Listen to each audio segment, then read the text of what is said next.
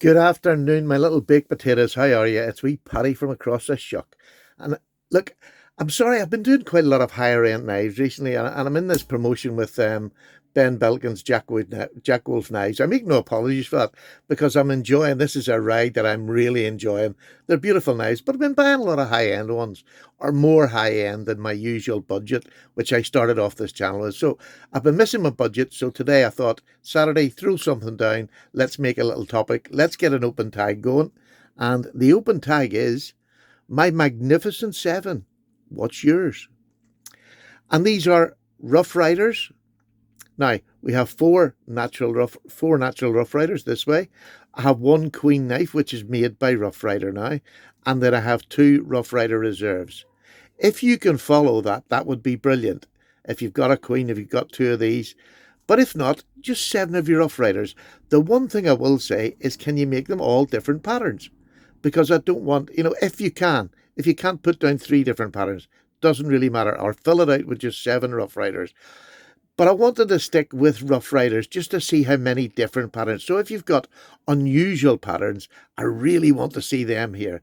But I'm going to show ones that, maybe are not shown a lot of. So here we go. Let's just get started and talk about it before I start waffling.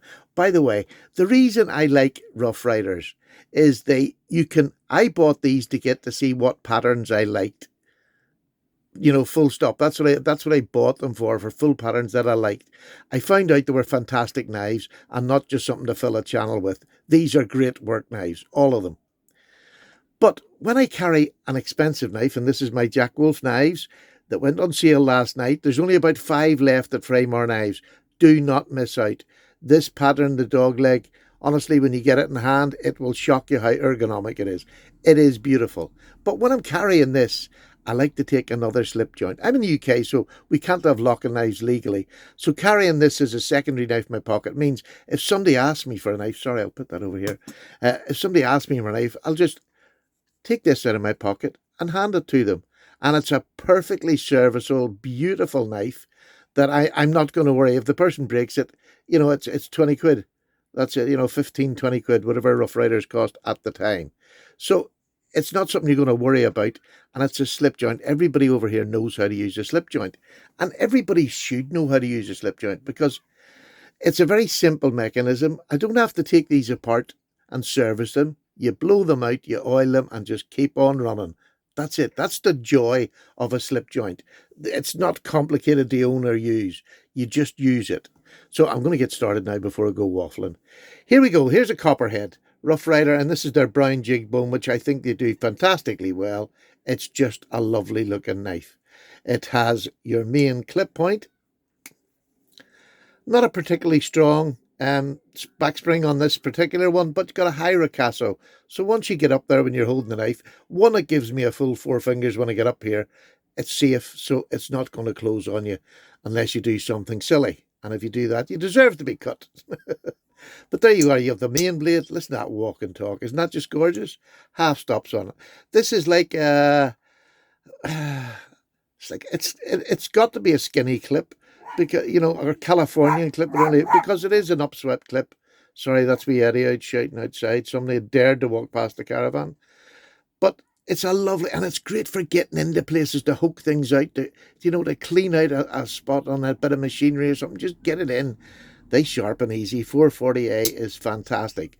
Although I have to say they're now starting to bring out Rough Riders in 440B, which is just a little step up again. So, but I want them to get to 440C, and then they can just stay there for the rest of the time, and people can't moan about the steel material because 440A is fine for most people in their day's life, but people know 440C is a really good middle of the range steel, and it is. So I don't know why they don't just increase to it and be done with it. Anyway, let's just stop there. This next one is the Congress. And this is just the most look at that abalone. It is beautiful. That's real abalone in there, by the way. As you'll see, there's nothing the same. It's iridescent. It is just beautiful. And when the light hits it, it's just beautiful. Look at the backspring on that. So this series here, I can't even remember what the series is called, but when you look at it up and you'll see it, It comes with a back spring like that. That is just stunning in a knife that costs about £20. And you get 4 blades in it, super blades in it too. Let me just go through them. You get, now this is a Congress, but this one, the nice thing about this one is it gives you different blades. There's a lovely pen blade, but look, you have a long pull on it. Here is a longer, I suppose you could call it, I'm trying to think. No, it's just a pen blade. Here's a longer pen blade here. And then you get this beautiful sheep's foot. Look at that lovely sheep's foot. And the last, but by no means the least, you get a coping blade. So this is super. Look how thin the blade stock is in this. If this isn't a whittling knife, I don't know what is. Look how thin that blade stock is on them. That is 4 blades for whittling. An absolutely super knife for about 20 quid. Yes, it's bone and it's abalone and it looks stunning, but for that price, would you care? It is a perfect whittling knife, although it's not advertised, it's just a Congress. But 4 blades put into there. Look how nicely they sit. Just look how nicely they sit. How do they do it? I have no idea. Absolutely no idea. Super. The next one is one of my favourite because it is a teardrop shape and it's a spear point. Quite a hefty spear point, but that bulbous end, which is, again, I keep talking about it, I think on every night, this fits in your hand amazingly. It's a fantastic work knife. It really is. And with that buckshot bone, it looks nice. Do you know what I mean? These big R's are going. I can't wait because every time I get a new one that comes out with a big R not on it, I will be buying it to replace the likes of this. And just getting rid of these because I hate that big R. But there's a beautiful work knife that you can hand to anybody. But the best work knife in my eye, this one's in carbon steel. It's 10, what is it? G10 carbon steel? I think it is something like that. T10, sorry. T10 carbon steel. What a fantastic work knife. Look at that ram's foot on that there. Is that not just beautiful? Some people call them a sheep's foot. I don't care. Just call them a knife. It doesn't really matter. But again, it's a sway back, but it's more bulbous at the back, which again gives you that super, super grip on the knife in any position. Just beautiful. Thin enough blade stock that you get down to a nice thin edge. Takes a razor sharp carbon steel edge, which I absolutely adore. So there's 4 of my favourite Rough Riders. Another knife that, well, Rough Rider makes them all, but another knife is the newer model that's on Rough Riders or Smoky Mountain Knife Works. They own them. They took over the Queen name. And here's the Queen Canoe with line bolsters with a saw cut bone, which is beautiful. It's a rough saw cut and the texture is just fantastic. They brought a whole series out in this bone. I highly recommend it. Like all canoes, you get a lovely spear point. Look at that. Isn't that lovely with a long matchstick it's shaped like a matchstick striker. There you go. Lovely. Not the hardest of pulls, but it's absolutely adequate for anything you're going to do. Just learn how to use a slip joint and a small pen. But just a stunning knife. Really, really lovely. That bone is gorgeous. That would look well on a GEC. It really would. It's just delightful. So there we go. There's the budget side of Rough Rider. This one's a wee bit more expensive than those, but by a few pounds, not a lot. And now we come to the high-end Rough Rider knives, and this is Rough Rider Reserve. Now, these are on average about £60 to £70. These are just made to, look at that, right up the middle. You have an easy opening notch here, which opens it up. The pull is just beautiful. It's about a 6 pull, but look at that, 5 or 6 pull, and a beautiful Wharncliffe. Is that not just stunning? The grinds on it are beautiful. It takes an absolutely wicked edge, and more so because it's D2. So it's a huge step up from this to D2. And the price, that's why you're paying that extra price. You have micarta. Listen to that closure. Wasn't that gorgeous? You have a micarta that is beautiful. It's a smooth micarta, but by gosh, it is just beautiful. And line bolsters.